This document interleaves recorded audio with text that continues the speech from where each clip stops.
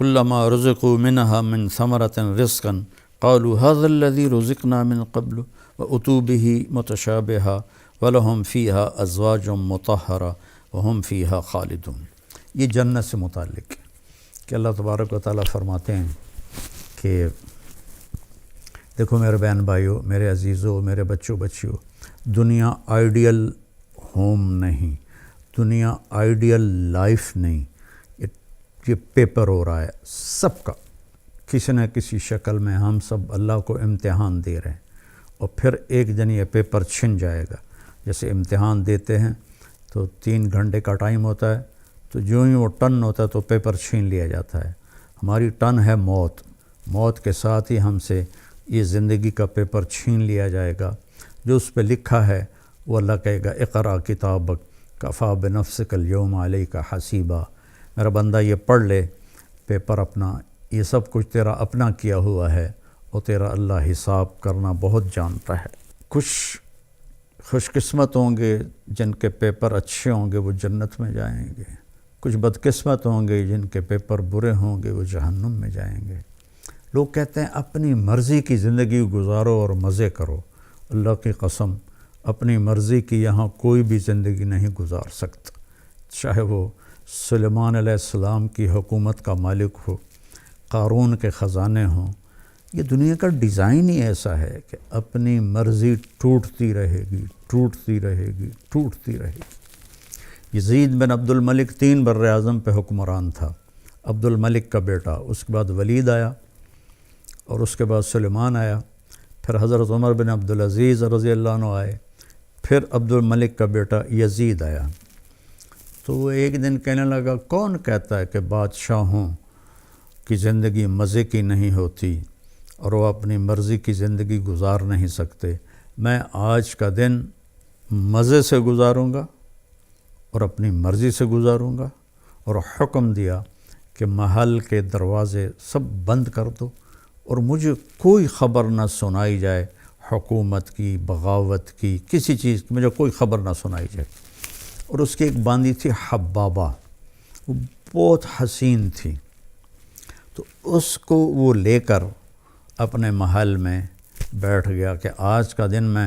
حبابہ کے ساتھ مستی کروں گا۔ تو باتیں کرتے کرتے اس کو اپنی گود میں لٹا لیا، اور انگور پڑے تھے تو ایک دانہ اٹھاتا اور اس کے منہ میں ڈال دیتا،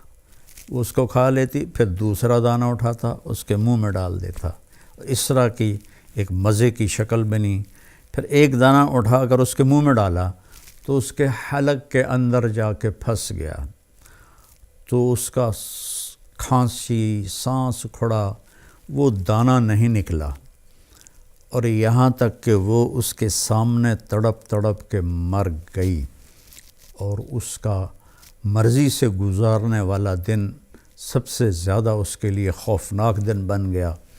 اتنا غمگین ہوا، 3 دن تک اس نے اسے دفن نہیں کرنے دیا، اس کی لاش سامنے رکھ کے بیٹھا رہا۔ تیسرے دن اس میں بدبو پڑنے لگی اور جسم گلنے لگا، تو پھر زبردستی اس کے رشتہ داروں نے، اس کے بھائی ہشام نے اسے چھین کر اس کو دفن کیا۔ تو مرضی کی زندگی یہاں نہیں، آگے ہے، جہاں یہ میں آپ کے سامنے آیت پڑھی ہے کہ وہاں موت ختم، بڑھاپا ختم، بیماری ختم، غریبی ختم، فقر ختم، غم ختم، دکھ ختم، ہر قسم، نیند ختم، نیند بھی نہیں آئے گی، ہمیشہ جاگتے رہیں گے۔ تو اللہ فرما رہے ہیں کہ ان کو جب بھی کوئی پھل پیش کیا جائے گا تو وہ کہیں گے یہ تو ہم نے ابھی کھایا ہے، لیکن جب وہ کھائیں گے تو پتہ چلے گا کہ نہیں، یہ تو کوئی اور ہے، وہ تو اس کے مشابہ تھا جو پہلے کھایا تھا۔ تو اس پر میں آپ کو حدیث سے وضاحت کرتا ہوں کہ حدیث شریف میں اس آیت کے ذیل میں ابن القیم رحمہ اللہ نے ایک حدیث لکھی ہے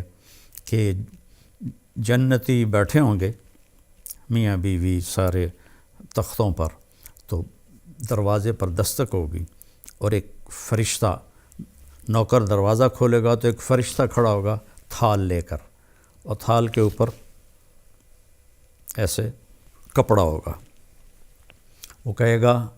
اپنے مالک سے اجازت دو، مجھے اللہ نے بھیجا ہے۔ تو اللہ کی طرف سے آیا ہوا بھی جنتی سے اجازت لے کے اندر داخل ہوگا۔ یہ عزت و جلال و کمال کی بات۔ یہاں تو آج بادشاہ ہوتا ہے، کل پھانسی چڑھ جاتا ہے۔ تاریخ پڑھو کیا حال ہوا لوگوں کا۔ وہ اجازت دے گا تو آ کر اس کے سامنے ایسے تھال پہ رکھے گا، کہا جی یہ اللہ نے آپ کے لیے تحفہ بھیجا ہے۔ تو جب وہ ایسے اس سے کپڑا اٹھائیں گے تو کہیں گے او بھائی یہ تو ابھی کھایا ہے، یہ تو میری جنت کا پھل ہے، یہ تو میں نے ابھی کھایا ہے۔ تو وہ فرشتہ کہے گا کہ اللہ تعالیٰ فرما رہے ہیں کہ ذرا ایک ٹکڑا اس میں سے لے کر آپ چکھیں۔ تو بیگم صاحب بھی بیٹھی ہیں، میاں صاحب بھی بیٹھے ہیں، تو وہ اس کو کاٹنے کی تو ضرورت نہیں پڑے گی، وہ ہاتھ لگائیں گے، وہ کٹ کے ہاتھ میں آ جائے گا، اس کو منہ میں ڈالیں گے۔ بیگم نے بھی ڈالا، خامن نے بھی ڈالا۔ تو اگر میرے نبی نے فرمایا اس کی جنت میں، یہ آگے میں مثال کے طور پر عرض کر رہا ہوں، اگر اس کی جنت میں 10 کروڑ قسم کے پھل ہیں، ویسے تو کروڑوں شروڑوں کی وہاں کوئی گنتی نہیں ہے، لامحدود ہے، مثال دے رہا ہوں، اگر اس کی جنت میں 10 کروڑ قسم کے پھل ہیں، ہر پھل کا ذائقہ مزہ الگ ہے۔ ہم ابھی افطاری میں چاٹ بنے گی، ہر گھر میں بنے گی، تو جب وہ 4 5 6 چیزیں ملتی ہیں تو وہ ذائقہ ہی کچھ اور ہو جاتا ہے، مکس ہو جاتا ہے۔ تو جب وہ اس کو منہ میں رکھیں گے تو ان کی جنت میں جتنے پھل ہیں، ہر پھل کا ذائقہ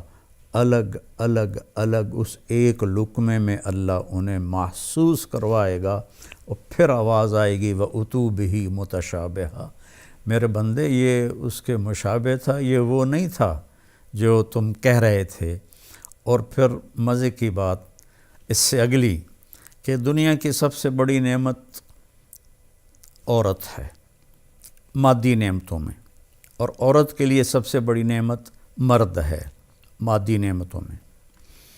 تو یہاں ہم سب پیشاب پخانے میں بھرے ہوئے ہیں، ہر ایک کے ساتھ پیشاب بھی لگا ہوا ہے، پخانہ بھی لگا ہوا ہے، بیماری بھی لگی ہوئی ہے، موت بھی لگی ہوئی ہے، بڑھاپا بھی لگا ہوا ہے۔ تو وَلَهُمْ فِيهَا أَزْوَاجٌ مُطَهَّرَةٌ، تمہاری بیویاں ہوں گی پاکیزہ، نہ وہاں کوئی حمل ہوگا اور نہ وہاں کوئی ولادت ہوگی، اور نہ بڑھاپا آئے گا، نہ رنگ بدلے گا، نہ روپ بدلے گا، نہ جوانی ڈھلے گی، نہ غم سے پریشانی آئے گی، نہ ڈپریشن ہوگا، نہ انزائٹی ہوگی، خوشیاں ہی خوشیاں، پاکیزہ، خوشبودار۔ اللہ تعالیٰ جنت کی عورت، دنیا کی عورت کو جنت کی عورت سے 70,000 گنا زیادہ خوبصورت بنائے گا جنت میں۔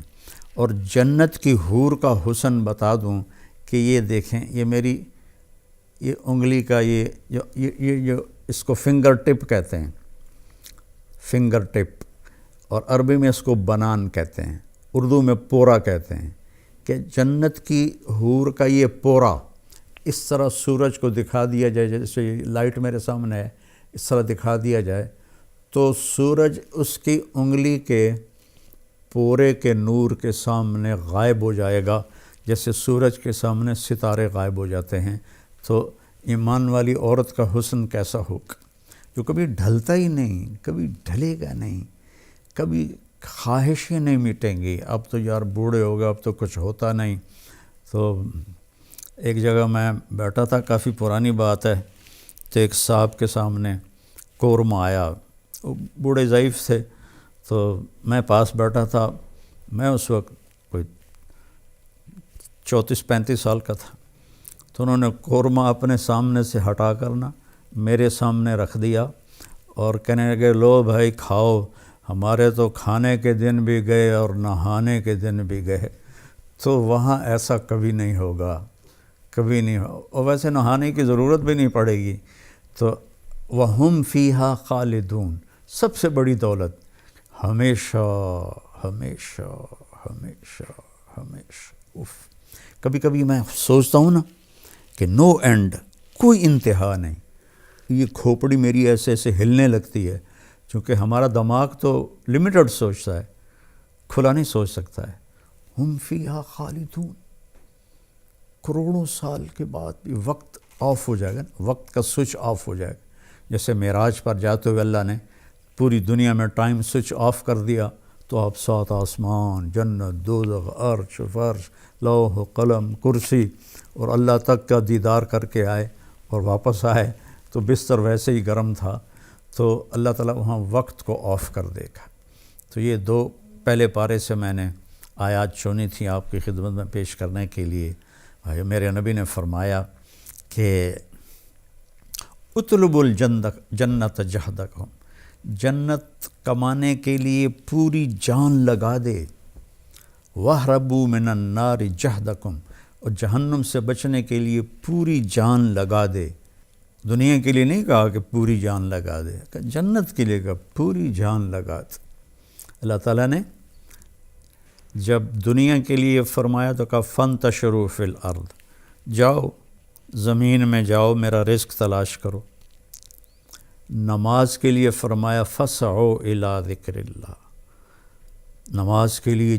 تیزی سے آؤ، تیزی سے آؤ، بھاگ کے آؤ نماز کے لیے۔ جنت کے لیے فرمایا سارعوا إِلَىٰ مَغْفِرَةٍ مِّن رَبِّكُمْ وَجَنَّةٍ عَرْضُهَا السَّمَاوَاتُ وَالْأَرْضِ، کہ جنت کے حاصل کرنے کے لیے اور میری بخشش حاصل کرنے کے لیے ایک دوسرے سے مقابلہ کرو اور مقابلے کی دوڑ لگاؤ، جیسے کہ ٹریک پر دوڑ لگائی جاتی۔ ایک دوڑ لگا رہے تو لوگ باغ میں، جس کو جاگنگ کہتے ہیں، کوئی آگے نکل گیا کوئی پیچھے رہ گیا، وہ اپنی چال چلتا ہے۔ یہاں اللہ کہہ رہا ہے نہیں، دوڑو، ایک دوسرے سے آگے نکلو، ایک دوسرے سے آگے نکلو۔ اور پھر جب اللہ نے کہا میری طرف آؤ تو سب سے طاقتور استعمال کیا فَفِرُّوا إِلَى اللَّهِ، سرپٹ بھاگو، سرپٹ بھاگو اپنے اللہ کی طرف۔ اور فرار اس دوڑنے کو کہتے ہیں جس میں کسی چیز سے ڈر کے آدمی بھاگ رہا ہو تو اس کی رفتار تیز ہو جاتی ہے۔ تو اللہ تعالیٰ کہتا ہے میرے سوا ہر چیز تمہارے لیے مصیبت ہی ہے، ان سب سے جان چھڑا کے بھاگو اللہ کی طرف۔